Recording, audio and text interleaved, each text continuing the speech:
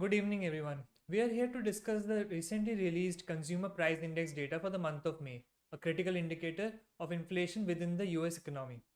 Let's begin with the core CPI on a month over month basis, which excludes the more volatile food and energy sectors. The reported figure for the month of May is 0.1%. This represents a deceleration compared to the 0.3% forecasted and the previous month's 0.2%.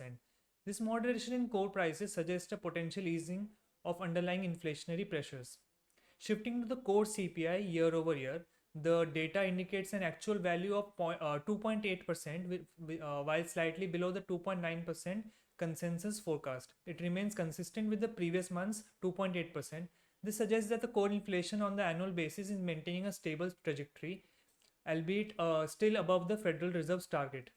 Examining the headline CPI year over year, which encompasses all items, the figure stands at 2.4%.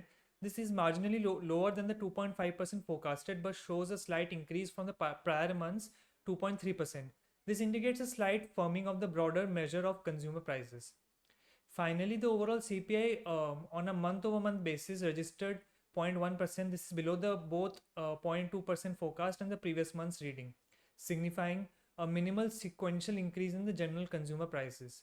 In summary, the May CPI report presents a nuanced picture. The softer month over month and core CPI data is particularly noteworthy, suggesting some disinflationary trends.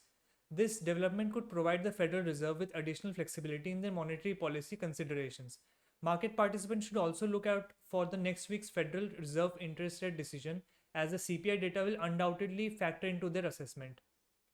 That's all for this quick update. Thank you for watching.